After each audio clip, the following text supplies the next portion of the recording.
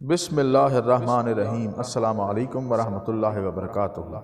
حضرت عثمان ذی النورین رضی اللہ تعالیٰ عنہ کے آزاد کردہ غلام مہاجن کہتے ہیں کہ ایک دن میں آپ کے ساتھ آپ کی ایک زمین پر گیا جہاں ایک عورت نے جو کسی تکلیف میں مبتلا تھی آپ کے پاس آ کر عرض کیا، اے امیر المومنین، مجھ سے زنا کا ارتکاب ہو گیا ہے۔ اس پر آپ نے مجھے حکم دیا کہ اس عورت کو نکال دو۔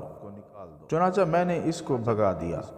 تھوڑی دیر بعد اس عورت نے آ کر پھر اسی غلطی کا اعتراف کیا۔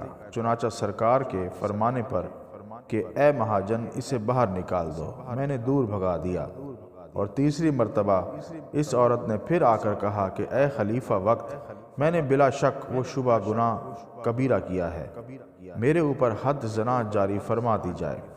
اس پر میرے آقا حضرت عثمان نے ارشاد فرمایا، ادنا واقف مہاجن، اس عورت پر مصیبت آ پڑی ہے، اور مصیبت و تکلیف ہمیشہ شر و فساد کا سبب ہوتی ہے۔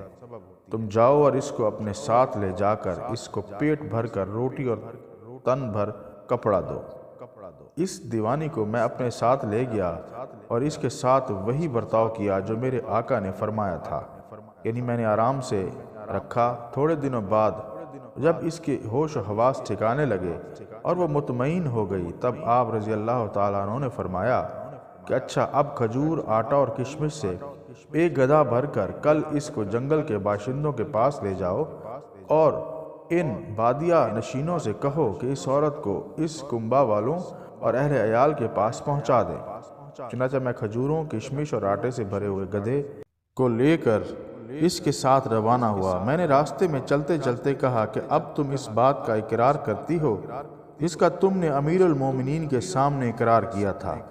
وہ کہنے لگی، نہیں، ہرگز نہیں، کیونکہ میں نے جو کچھ کہا تھا وہ صرف تکلیفوں اور مصیبتوں کے پہاڑ پھٹ پڑنے سے کہا تھا تاکہ حد لگا دی جائے اور مجھے مصیبتوں سے نجات مل جائے۔